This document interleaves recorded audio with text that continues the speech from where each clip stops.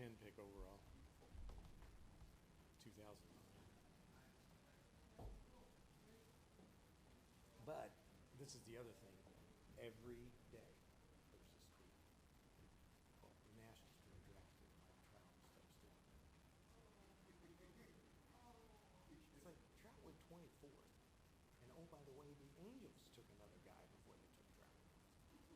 Trout was a high school guy that nobody was on. Absolutely nobody was on this guy. Nobody had him rated that high. None of the baseball specialty publications or anybody had it that high. Yeah, pretty amazing.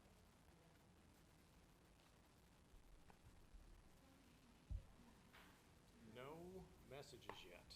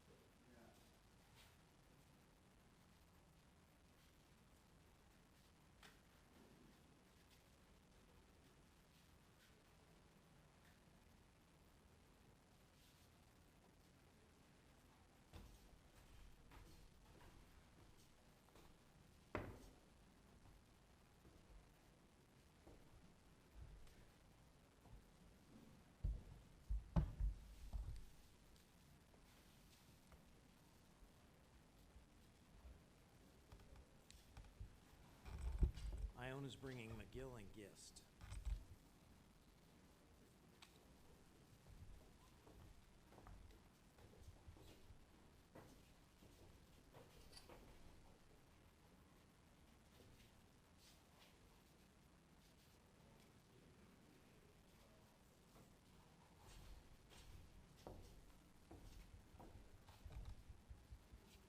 It says maybe Crawford. He must have changed his first name to maybe Crawford.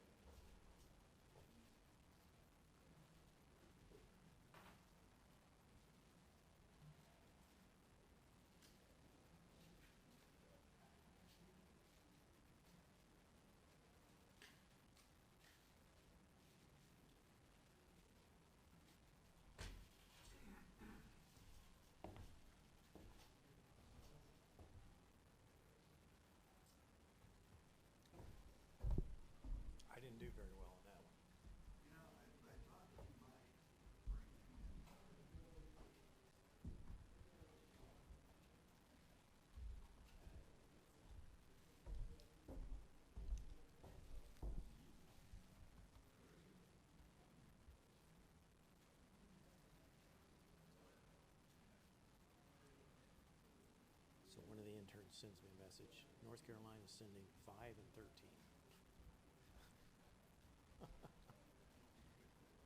Okay.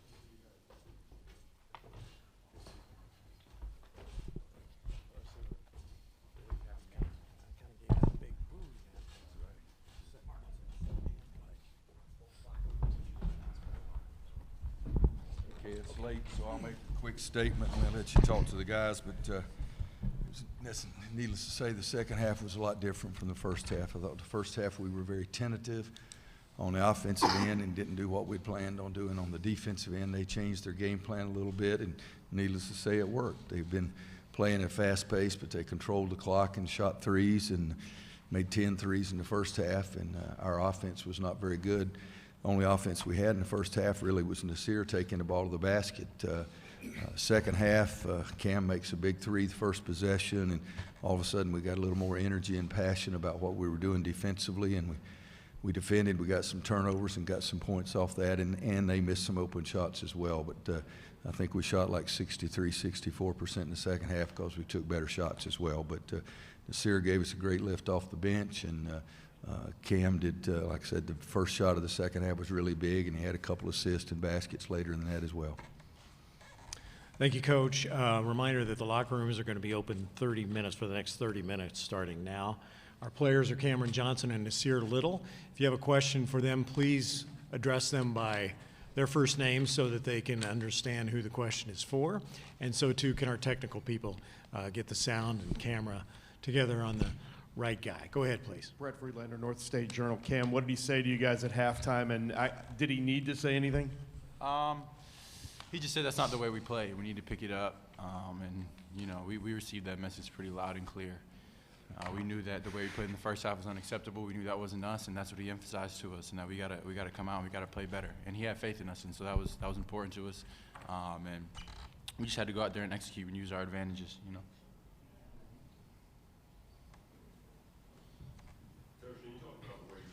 Ball in the second half after three first Hey guys, half can you assists. get the players first so we can let them go back to the locker room, and then I'm going to be here. Isn't that what we're supposed to do? Yeah. So didn't you ask me that question? Okay. Well, somebody ask the players so they can get back to the locker room. Cameron, Ken Kreitzer, WVOX New Rochelle. What did Iona do in the first half? They shot well, but what did they do that made it difficult in the first half? Making shots, it was really took them a long way.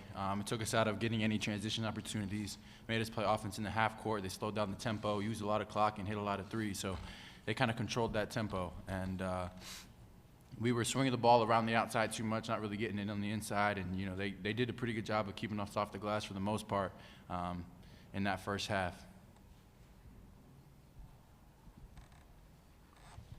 Naz, do you look at yourself as an energy guy? And even if you don't, do you feel like you kind of inserted some of that into the team in the first half when you came in? Yeah, for sure. I just look at what the team needs. I felt like early on we was taking too many outside shots, and before the game, coach and all the coaching staff was telling me to be aggressive and then get easy buckets inside and play inside out. And I think by doing that, opened a lot of things up for us in the second half.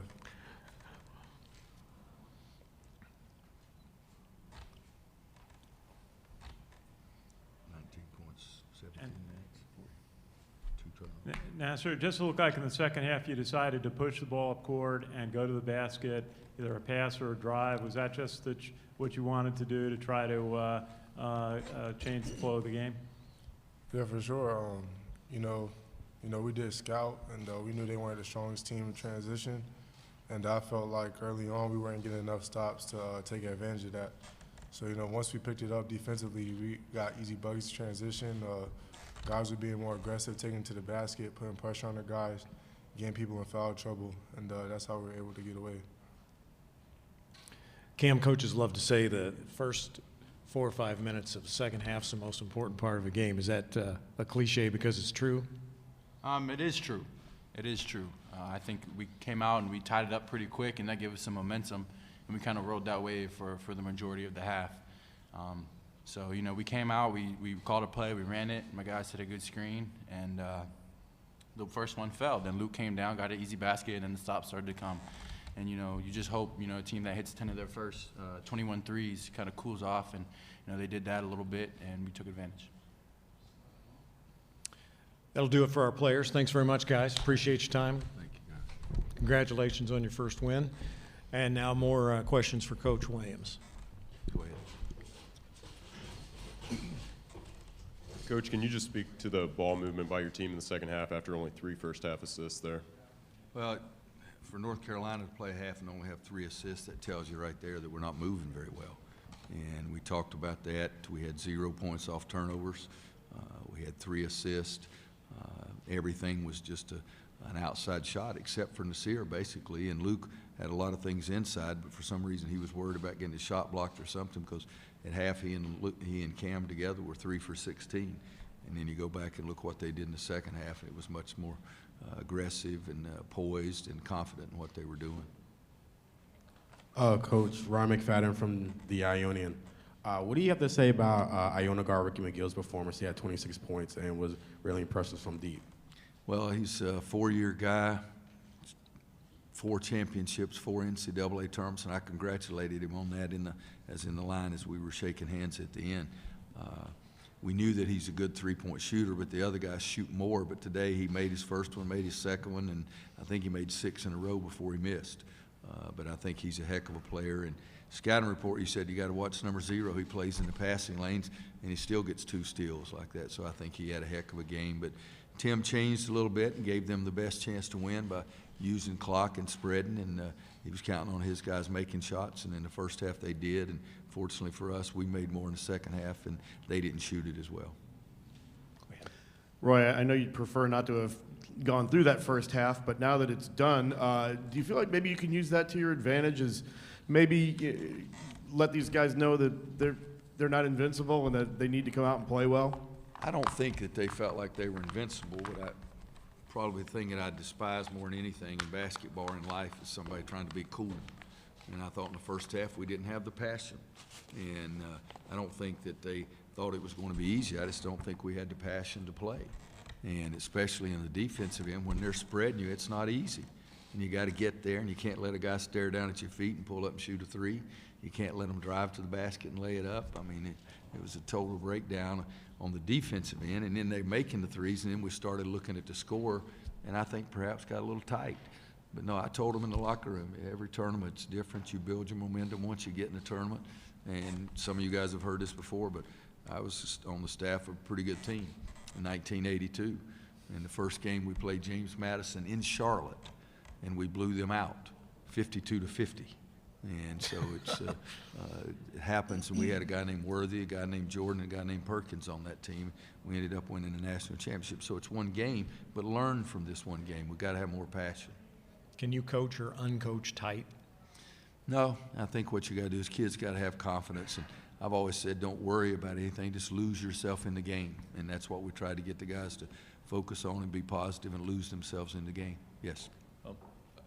Coach, obviously, you know, when they were coming out shooting a bunch of 3s early, you knew they were going to make them. I guess the question is... I did not know they were going to make them. Okay, I didn't say that right.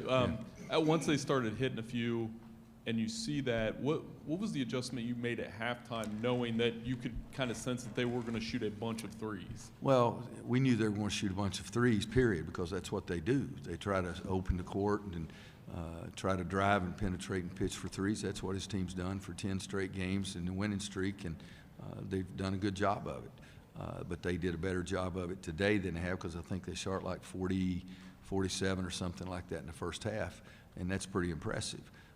But in the second half, you know, we just talked about playing with passion. We did start switching the screens on the ball 1 through 4. 5 was the only one that was making a hard hedge, but they didn't really set that many screens, so that didn't change it much. It's just that we had more passion and got to the shooters more, but more importantly, didn't stand around. And on the offensive end, we started moving and we got some stops, and that got our break going, so we were better offensively.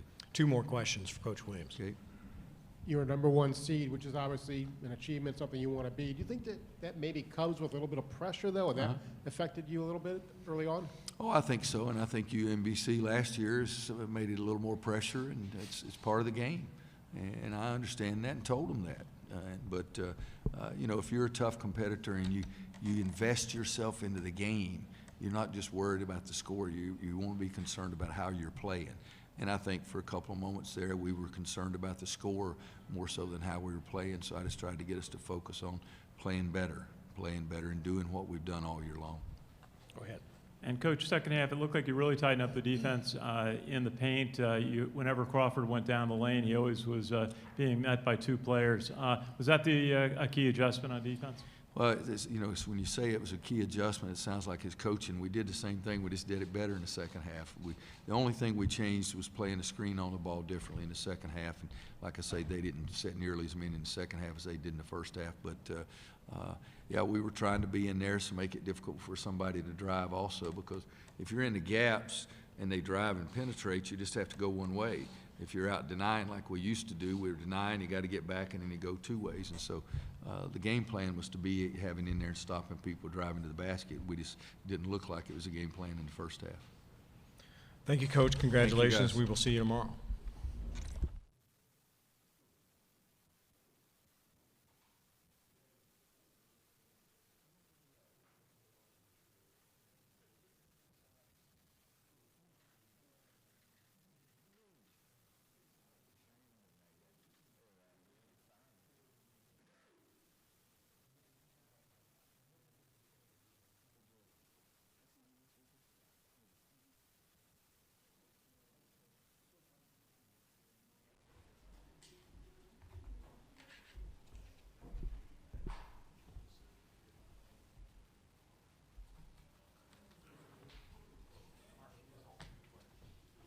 Thank you.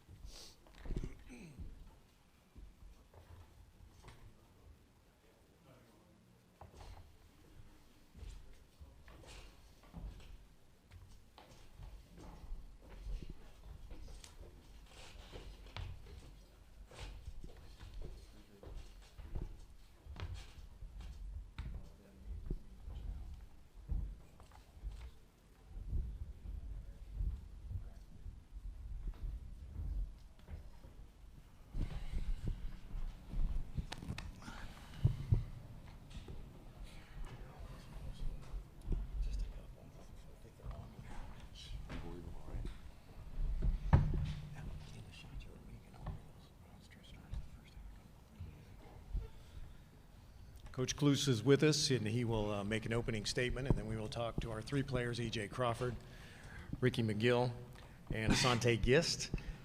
Remember to please address your questions directly to the players after the opening statement with Coach Kluse. I want to congratulate North Carolina on the win, a hard-fought game. Our guys were really excited to play in this game, and I'm really proud of the effort that they put out and how hard they played for 40 minutes. I'm going to miss Ricky McGill a lot. We've gone through a lot over the last 4 years, and I can't tell you how proud I am of him. And I'm also very, very proud of the other 2 gentlemen up here, plus the rest of my team. Questions for our players? Ricky, could you talk about that first half and the way you guys came out? We just came out ready to play. I mean, we knew they was going to come out and try and get a win over us, try and beat us by a lot. So for us to come out like the way we did, that was a big one, and things changed. Yep. For Ricky as well, but any of them can answer this. Obviously, last year, a 16 beat a 1. How much was that on your mind, especially after the first half, as well as you played? Yeah, we definitely had confidence with that. I mean, we all know UMBC beat Virginia by 20, so we tried to come out and try and prove the world the same thing, try to get an upset. And EJ, it seemed like North Carolina changed their defense in the second half. They tried to clog the middle. You were getting frustrated going down the lane. Mm-hmm. And they put a lot more energy on their offense. What changed in the second half? You know, they just made an adjustment on me. And that's what they just made an adjustment, yeah. Ricky, Coach Williams was in here saying some nice things about you. What did he and what did some of the North Carolina players say to you on the handshake line? They're just telling me, heck of a game. You're gonna be something special. Just keep going. Don't never quit. And what was it looked like a very emotional moment when you walked off the court for Iona the last time. Your encounter with Coach Kluse, what was that like? Like he said, me and him been through so much. I mean, through practice, through the arguments, through everything. I mean, I'm gonna miss playing for him. You know, just miss playing for a great coach. Ricky, to follow that up again, just overall memories of 4 years, 4 NCAA tournaments. When you look at your legacy on this program, how do you feel you were ultimately defined? Just like one of the hardest workers to ever come out of Iona. Not trying to sound cocky or nothing, but from where I came from as a freshman to now, just shows like how much I care about this game. Ricky, how much of the idea of playing in your final NCAA tournament contribute to your performance tonight, and what has these last 4 years been to you being with Iona? Tonight, I just knew just had to give it my all or nothing for 40 minutes. I knew I couldn't give up on my guys. I just tried to come out and give it my all, try and get a win. And for the last 4 years, I mean, it's just a blessing. It's just a blessing, man. Asante, as you prepared for this game and you saw videotape, how unrealistic is that once you actually see the length of a team like Carolina? It was an adjustment for us, you know. Our conference, you know, it's not like that. So go out there against a team that, you know, they was packing in the lane on us, so it was kind of difficult for us to drive. You know, coach kept telling us to move the ball and we was going to get attack lanes, you know, after a couple passes. And it worked for us in the first half. And second half, it worked for us too. We just couldn't make some shots, and then we couldn't get back in transition. And they would have killed us on the boards. And that's a big thing as well. So, you know, I'm still proud of my guys and how we played, and I'm proud of us for the season that we had. Well, thanks very much for a tremendous show. Appreciate it. We appreciate it. Congratulations again on your conference championship, and we'll hopefully see you all down the road in one way or the other. Thanks very much. Thank you. Thank you. Take questions for Coach Kluse now. And if you have a question in mind, please grab a microphone while the previous question is being asked so that we can keep everything moving along quickly for Coach. Go ahead, please. Coach, Rob McFadden from the Ionian. What do you got to say about the team's effort in the first half on both ends of the court? One more time. Oh, what do you have to say about the team's effort in the first half, especially on both ends of the court? It was terrific. I wish we could have done it for 2 halves. I think they gave it everything they could on both ends of the court. In the first half, couldn't have asked for anything more. Coach Ken Kreitzer, WVOX New Rochelle. Second half, I looked like North Carolina changed their defense. They clogged the middle when Crawford would go down the lane, and they were just much more aggressive on offense. Was there anything you could do, or is it just something you see happening? You need to make shots. We had a lot of open looks, and I couldn't ask for better shots, and they didn't fall tonight. Some of our better shooters, especially in the second half, missed wide open shots, but on the other end, they started playing on all cylinders, and they started attacking the rim much harder, got down the court in a hurry. Tawan Agee being in foul trouble most of the game obviously was a hindrance to us because we don't have the luxury of having a lot of depth here, and that really hurt us as well. And all credit to North Carolina, they're a great team. Tim, what did you say to Ricky when you took him out, and if you can, how much did he mean to this program over 4 years, and what you didn't miss about him? Yeah, I thanked him for the 4 years and through everything we've been through and watched his development, and told him I'm there for him the rest of his life, no matter what he needs on or off the court, to help him out. He's meant a tremendous amount to our program over these last 4 years, and he's going to be the model that when we bring players in and recruit players that I want to use, how somebody came in, you know, not highly recruited, really didn't do much as a freshman, and built himself up to the level he did and was part of 4 championship teams and 4 NCAA teams. So what better way to like talk about a program and a team except using Ricky McGill as an example. Tim, I know you in the past you told your guys don't die wondering, you know, that they don't have to wonder for the rest of their lives how they would have done. How do you feel they did that, emptying the tank I think tonight? they gave us everything they have, and like no one's going to say this, but EJ Crawford's had the flu for the last 2 days. I'm like, just the fact that he was out there playing was tremendous effort by him to come out and try to give us what he could. He wasn't able to practice yesterday, and you know that hurt our team, and I feel bad for him because he's worked so hard. But they have nothing at all to be ashamed about. They should have their heads high, and like I told them, we're extremely proud of what they did this year. Iona's extremely proud of it, and hopefully anyone who watched us play enjoyed what they saw. I know you didn't have the second half that you wished you had, but as you will look back on that tape for years to come, you'll see how hard they were still playing in the second half. Thank you. It's been a great story for us to follow. We appreciate your time. Thank you very much. I Good luck appreciate down the everything road. here. Good luck with everything. Thank you. Thanks.